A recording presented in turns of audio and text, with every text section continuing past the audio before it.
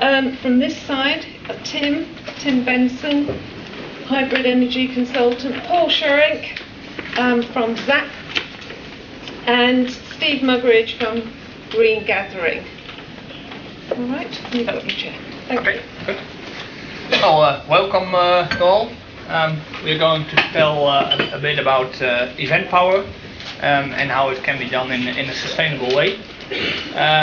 And first I'd like to give you a very short impression of a festival where I worked out this case. It's the Digital Festival in Barcelona.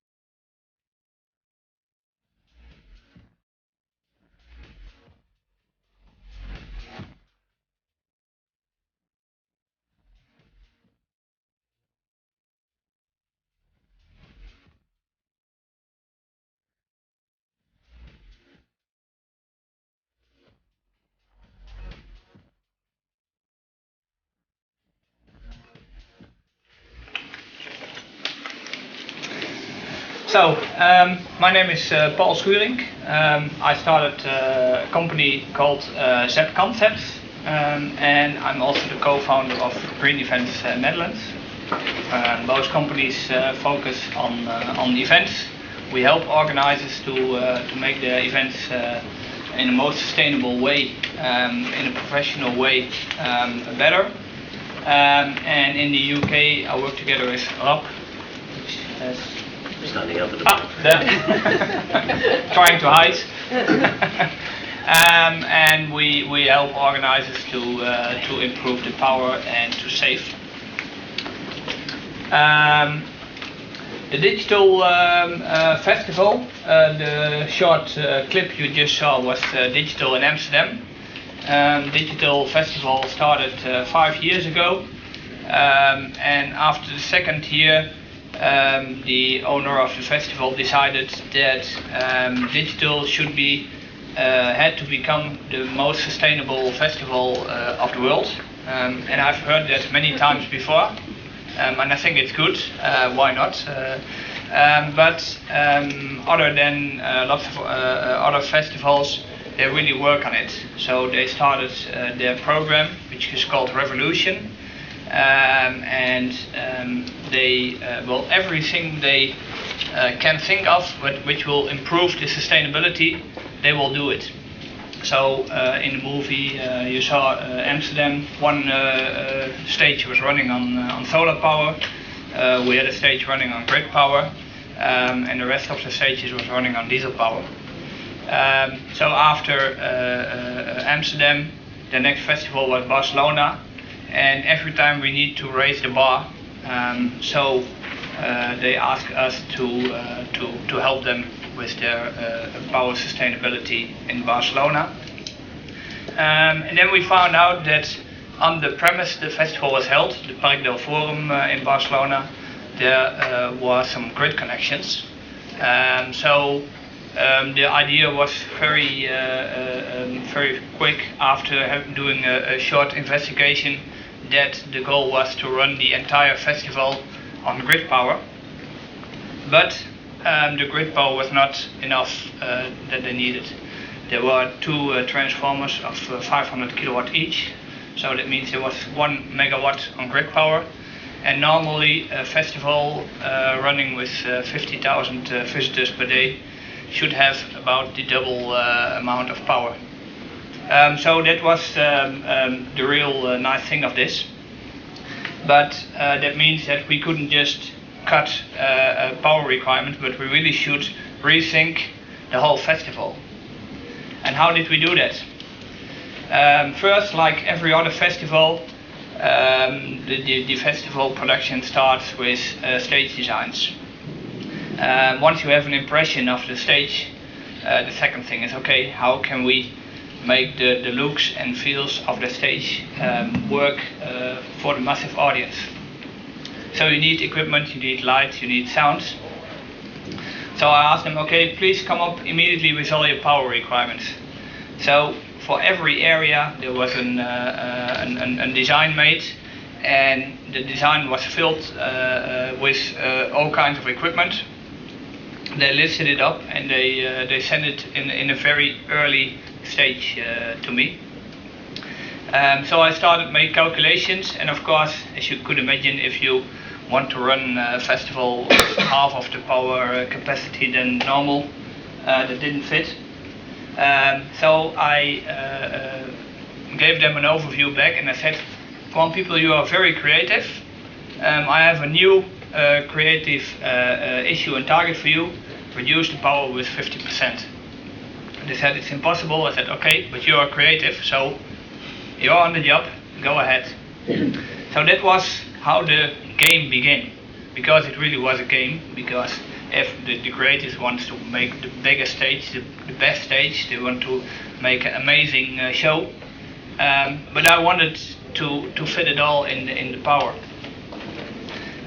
But also the production people got more and more involved, and first they really saw me as the bad guy, because every time they came up with some new solutions, I said, no, it's not possible, it's still not good enough, you must reduce more, you must think another way around. But later on, the people from the production, they really liked the game, and they were on my side. So also the production people went to their creatives and said, come on, we haven't met the target. So they really, during the process, they shifted to my side. In order to give them a good overview, every time I reported back the total amount of power, because once we were down with the stages, there was, of course, there's more power needs. You have catering, you have bars, other services, there are so many other power consumers. But once we brought down the power requirements for the stages, it was much easier also for the production people to say to the people who run the bars and the catering, well, you can't have that much power, you must think another way. So electrical ovens were shifted to gas-powered ovens, and also cooler containers were reduced and much more combined. So in the whole festival, power was the main topic, and first it was, let's say, an annoying topic, but later on it was really the target. They really wanted everyone work together to make it work. And at the end, this is one of the latest stages. You see at one we had two transformers from 500 kilowatt each. So one transformer really was on 499 kilowatt, and the other one we were having extra capacity. But due to the layout of the total festival area, it was impossible to make further improvement. So at the end, we had one single stage which was really on the side of the festival area. We could not bring it back to grid power. In fact, we could have done it, but let's say the production people and all the technical people, they really did all the efforts to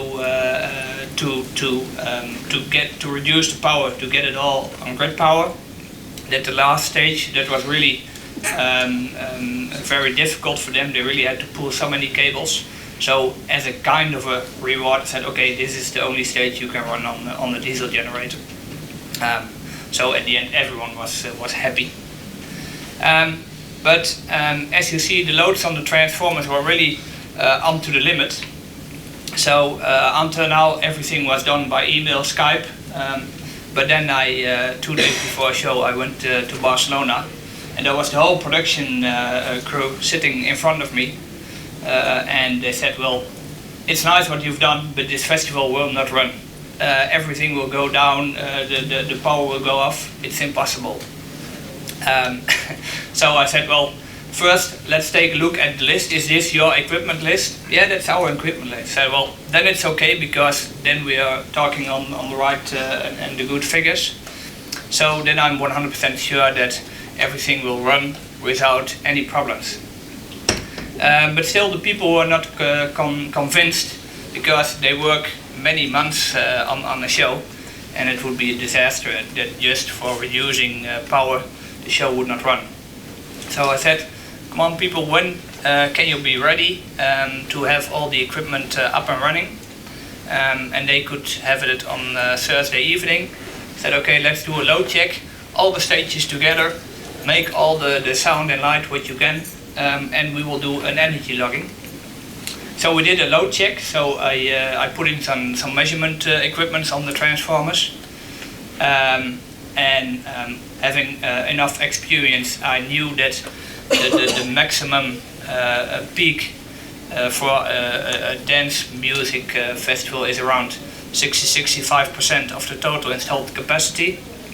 And here it is, I don't remember it, I think it was about 60 or 55%, I'm not sure. So we didn't come even close to the maximum values. So then, that time really everyone was happy, and the show could run without any problems. And also all the technicians during the show, they were very happy, because once it's on the grid power, and you know that the grid power is sufficient, you cannot expect any problems. Only if there is a total power outage of whole Barcelona, well then it's more or less out of our hands. But you don't have any problems with lack of fuel, technical problems on generators or whatsoever. Once the grid is running, the grid will run. So everyone was happy, but then the result, and it made everyone even more happy. On the left side you see the real figures. So at the end we consumed 10 megawatt hours, and only one power zone had a generator which consumed 250 liters of fuel. So the total energy cost was 2,250 euros, and the total CO2 emission, as we bought, of course, green energy, was only 660 kilograms. And if we should have run it on normal diesel power, we should have used 12,750 liters, which had a cost of almost 12,000 euros, and we had 33 tons of CO2 emissions. So we saved 80% on expenses and 98% on CO2 emissions. And that was really a big achievement. And of course we had to involve all the people, but first it was a threat, but later it was real fun working. And then they saw the results, and everyone was amazed.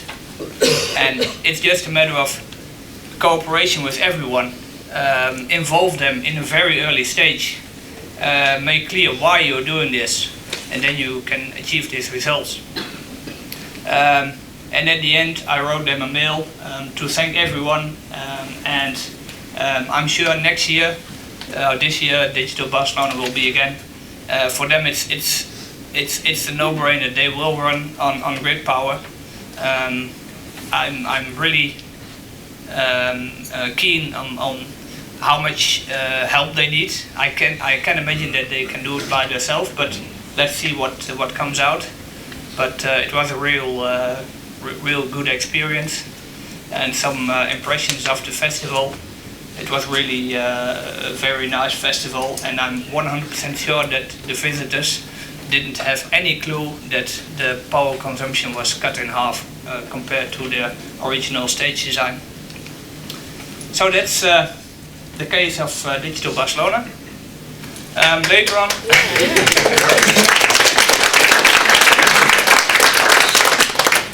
I'll now hand over to Steve, and then to Tim, and at the end we will have an overall discussion.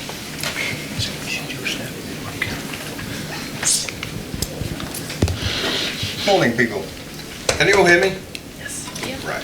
So I'm from the Green Gathering and the production company Optimistic Trout, and I guess we're coming at this from a different angle in that part of the mission statement of our charity and our company is to run entirely sustainably and to educate for sustainability. So it is our policy to run entirely on solar, and that's what we do.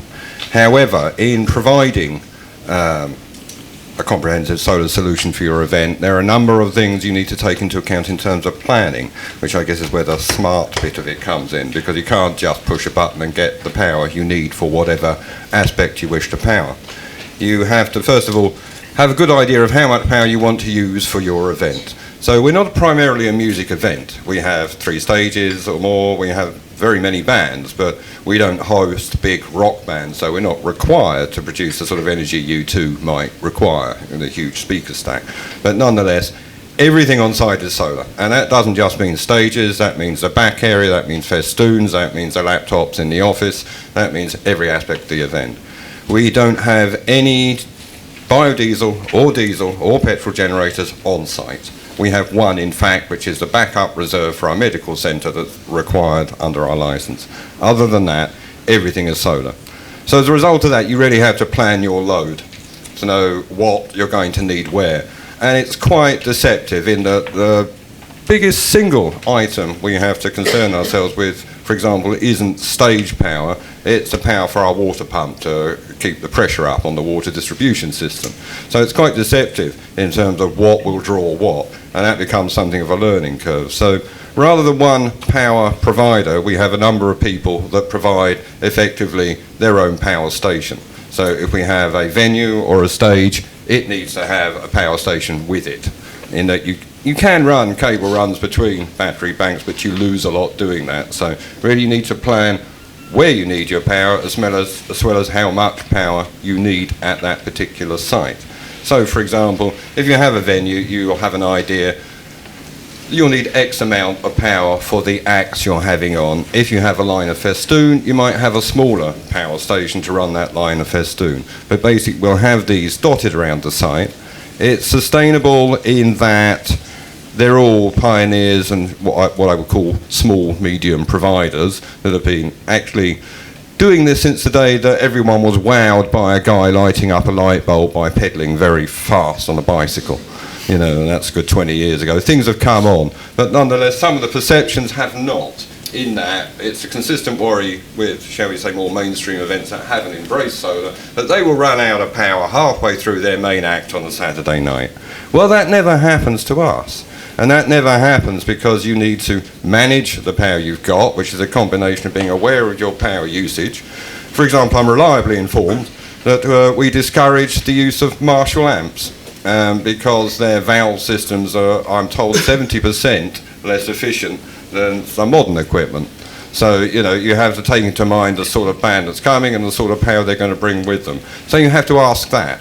And again, anyone coming along, market stalls or whatever, have to know that they cannot just access power unless it's pre-arranged. So, you know, you've got to plan what power you need, and then you have to plan where you're going to deploy it, because once deployed, it's not that easy to pick it up and move it during the gig. Now, you can have a contingency in that effectively, although energy is generated through the solar panels, it's all contained in the battery banks. So if you have sufficient battery banks, then you're going to maintain your power. So you can have a contingency reserve battery bank, and you could potentially move another battery bank and connect it up to a system that was failing. It's not unusual to have a system slightly overestimate the amount of power they have and need to be stood up, as we call it, but we can do that. So in all these years we've been running, we have never found a power failure. Now that is also dependent on weather. Unlike other power generation, several days of cloudy weather will impact on the generating capacity of a solar bank. In fact, you're going to get about a third plus regeneration, so it's not no power, it's just less. Now, all our power providers, as we call them, are all very experienced managers of their system. So therefore they'll know that if they've had a couple of days of cloudy weather, they're not going to turn it up to 11 the entire day. You know, you start out monitoring your power, so you know you've got that in the tank, basically, for your last act. Again, the sort of act we have, as I said earlier, is going to be monitored in terms of its power output. It's not that we would necessarily turn down a ban for that, but we need to be aware of it. Other devices too, for example, common devices you might use in a normal situation will drive our guys crazy. Electric kettles will trip the system because of the spike. So, I mean, you know, you put an electric kettle on anywhere in our system, you'll have a power provider rushing in pretty soon after saying, who's put the kettle on somewhere, because it's tripping the system. So it's gas for that. And again, you said there are other elements. Your event were best managed by gas rather than electricity. And one of the issues we've had is refrigeration for stalls, and especially some bars that like to keep their lager cool. Not a good excuse, really, for having a diesel generator or anything like that, but you can do it via gas. I mean, on the subject of diesel, some events do permit biodiesel. We have never entertained biodiesel because there's variable provenance on that biodiesel. It's fine if it's local chip fat refined, but what one discovers is that sometimes it is a result of a commodity-led industry in which rainforests will be cut down to produce the biofuel that you think is green. So, you know, there are arguments about that, but as a policy we don't use biofuels or biodiesel in any other way. So we are largely reliant on solar. Wind does play a part, but generally it's not the major part. Other energy systems we'd investigate if we found them to be reliable. We did look at a hydrogen system a couple of years ago, but that didn't transpire. The risk assessments on it were a little alarming in some cases. It needs to be kept cool.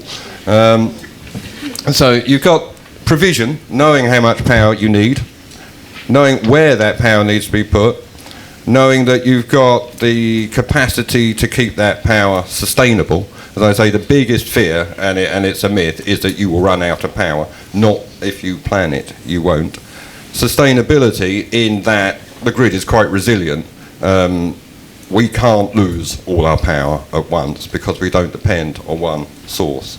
And again, in terms of procurement, I think we prefer to have a number of providers, which again encourages small, medium enterprises, as opposed to a provider that could provide solar for the whole event.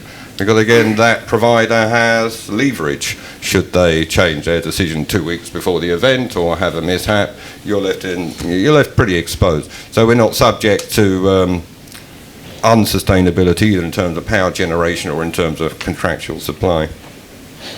I mean, in context, I guess we use very little power because we plan to use little power. Our power usage is relatively small.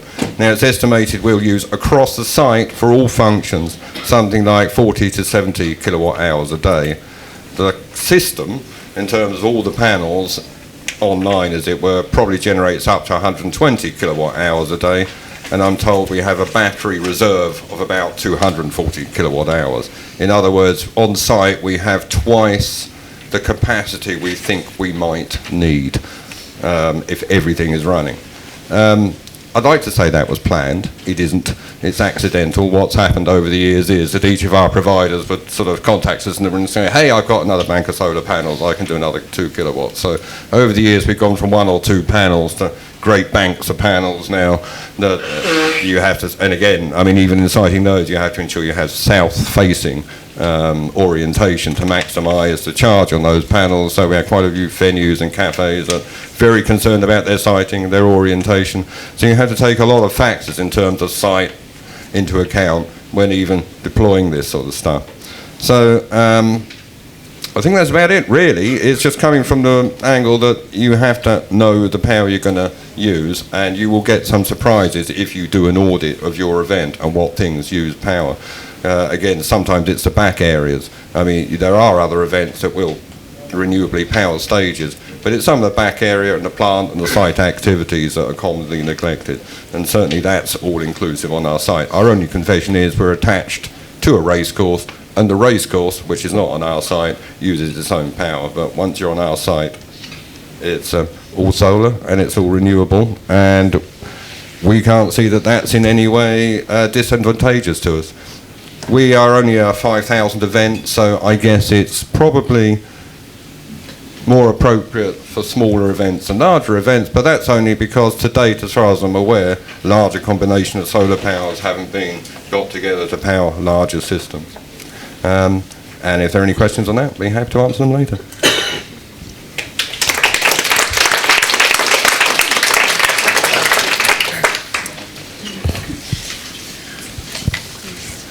So, thanks very much, Steve.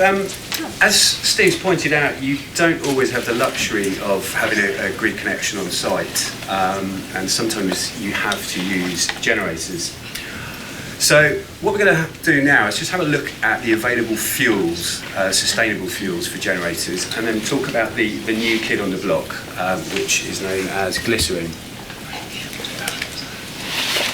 At the moment, well, for a number of years, we have been big protagonists for B100 waste vegetable oil biodiesel, which I'm sure a lot of you have come across. It's disgusting, gloopy, smelly, yucky stuff. But it is considered a carbon neutral fuel type. It produces 50% less particulate matter emissions than your standard red diesel. It's non-toxic, it's non-contaminative, so if you do spill it on the site, you don't have the usual problems that you have with red. And also it's less expensive to transport because it's considered a non-toxic substance, so it doesn't adhere to ADR regulations.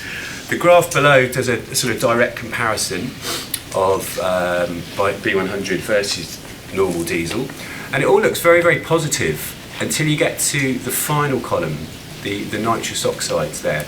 And the actual NOx emissions are higher, believe it or not, than would be from normal red diesel.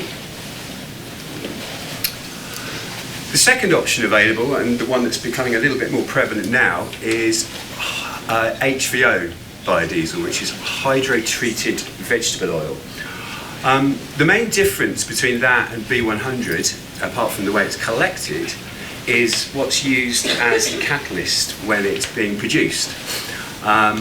They have basically, in biodiesel, you use methanol in the esterification process, whereas in HVO you use hydrogen. And as a result, it removes the oxygen from the fuel, which reduces the NOx emissions. So again, it's very positive in terms of its figures. Lower NOx, 20%, lower particulate matter than red diesel, 30%. It has good cold start properties, which is something that B100 doesn't have. It is so viscous, it's so gloopy, that often in sort of autumn and winter time, you actually have to heat the fuel before you put it through the tanks, which kind of makes a bit of a mockery of trying to reduce your emissions. Positively, HVO is warranted in most generator engines. You'll find a lot of generator companies, especially the big plant hire companies that you might be hiring off for your events, actually will refuse to you to put biodiesel B100 through their generators, whereas with HVO, it's actually warranted. There's also a derivative of HVO, which is Green D+. The main difference between that and HVO is that there's a metallic nanotechnology performance additive added to it. The problem with that is it actually can affect the overall emissions again. So it's not an ideal product if you want to make your event as sustainable as possible. It's not just carbon, it's not just nitrous oxide, it's all about PM, particulate matter emissions at the moment. So again, there's some graphs there that just illustrate the difference between red diesel and HVO, which I'm not going to dwell too much on. So the new kid on the block, and something that's been tested now for about 2 years, is glycerine or glycerol. A company called Aquafuel has developed and globally patented a new technology which allows glycerine to be burnt in combustion ignition generator engines. Essentially, glycerine is an abundant and a natural byproduct of the biodiesel production process. So for every tonne of biodiesel that you produce, you naturally produce 100 to 110 kilograms of glycerine. It's odourless, it's non-toxic, and it's completely water soluble, so it's considerably less contaminative than biodiesel, than B100, which is already regarded as non-contaminative. And to illustrate that a bit further, Formula E, who are the champions of using glycerine at the moment, in their season press launch this summer, they actually produced cocktails for the press teams that were made from glycerine. So people that actually went to that event were drinking the fuel that was powering all 40 cars at the race. That's how good it is.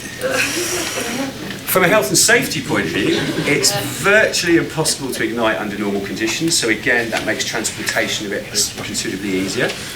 Something that I didn't put in here in the bullet points is, because it's glycerine, because it can only be used in specially adapted generator engines, it's less likely to be stolen.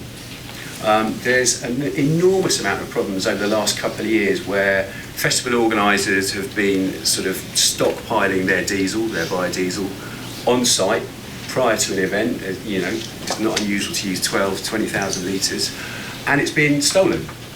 People are not likely to steal glycerine because unless they've actually got the specially adapted generators that use it, it's going to be absolutely no good to them unless they want to make a hell of a lot of cocktails. It's engine friendly. It better lubricates the moving parts, and it produces virtually no soot or particulate matters. Again, referring back to B100, which has been the popular choice, B100, I only found out the other day, is actually a natural solvent. So all of the deposits in your fuel tank, in your base tank or in your external tank, any deposits in the actual fuel lines themselves actually get stripped by the biodiesel as it comes through, hence producing more emissions. It's possible, Aquafuel claim, and we're actually waiting to see this on the ground, for virtually any normal generator engine to be adapted to run on glycerine. I believe them. We're waiting to see the products actually enter the market, but we're expecting by this summer that there'll be a range of 30 to 150 kVA adapted glycerine generators. Aquafuel also expect at some point to be able to produce glycerine from algae. So Steve touched on the provenance of biofuels. You're very much at the behest of the company that you buy the biofuel from. They will tell you that its provenance is good, that it comes from reliable and ethical sources. You can check certification, but that's not always the case. If it's possible, and this research is being championed by Greenwich University, if it is really possible to produce glycerine naturally from algae in saltwater areas where that land cannot be used for natural sort of crops, etc., then questions over its provenance will definitely disappear. But the most staggering thing about glycerine is the actual reductions in emissions. So here we see a comparison of diesel, HVO, and Aquafuel G50. NOx emissions are virtually eliminated without any requirements for additional expensive exhaust catalysts to be fitted to the generator. Particulate emissions are reduced by almost 100%. CO2 emissions are reduced by 97%. And it actually ensures complete compliance with the new sort of regulations for the London emission zones. So it's actually an incredibly exciting fuel if it does exactly what it says on the tin. I believe this will happen. I've been over to the factory in Kent. I've seen the generators in action. I've also been fortunate enough to work as a contractor at Formula E, the race in Battersea Park in London for the last 2 years. I've seen it deliver 850 kilowatts in an hour to completely charge 20 electric vehicles at the race. I think that's probably proof enough that the system works. These generators are containerised generators that Aquafuel have designed at the moment. They're hoofing great shipping containers. They have to be shipped around the world by DHL to each city race site, which some might argue kind of defeats the object. However, you've got to get power because these are very often city centre sites, and unfortunately a lot of them still don't have grid connections. So the system's proven in terms of its emissions, it's proven in terms of its robustness and its reliability, but what we have to wait to see is actually how soon we can get these products to market and what the actual market penetration will be for it. But I think it's definitely an exciting clean, safe, and certainly very reduced emissions alternative to everything that we've had so far. Thank you.